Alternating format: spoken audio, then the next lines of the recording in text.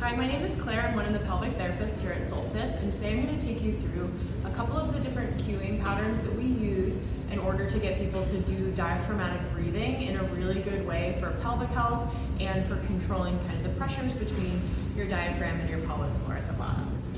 So the first thing I like to say is I want you to try to breathe like your diaphragm is an umbrella, and your diaphragm is going to be right here, kind of at the bottom of the rib cage. I want you to think about it like an umbrella, so it's going to pop open equally in all directions as you inhale.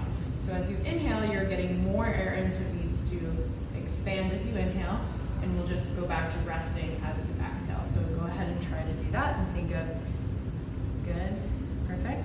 Is it okay if I put my hand on your rib here? Okay, great.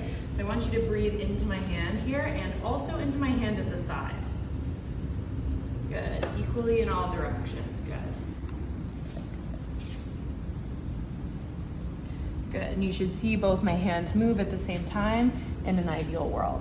I also have her in front of a mirror here, which you can see, so that she can kind of try to monitor that herself in some ways, and try to just make sure that everything is being appropriately controlled in order to control pressures, etc.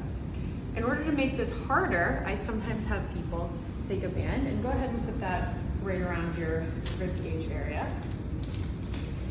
And so this can be a replacement for the cueing that I was giving her to the side of her, in front of her ribs. And then if I find that somebody's not breathing enough forward or they're struggling more on the sides, I'll go ahead and put a washcloth in here, where in the areas that really need a little bit of extra cue.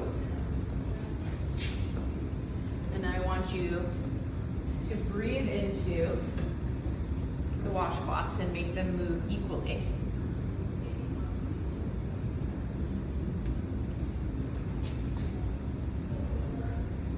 And then I get one in the back here too.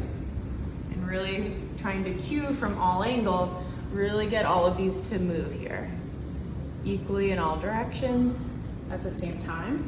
And this not only helps to tell her what we want, it also helps her to know that she's doing the right thing. This is just one of many breathing techniques that we use here in order to promote pelvic health, but this is a really great one to start. That's the video.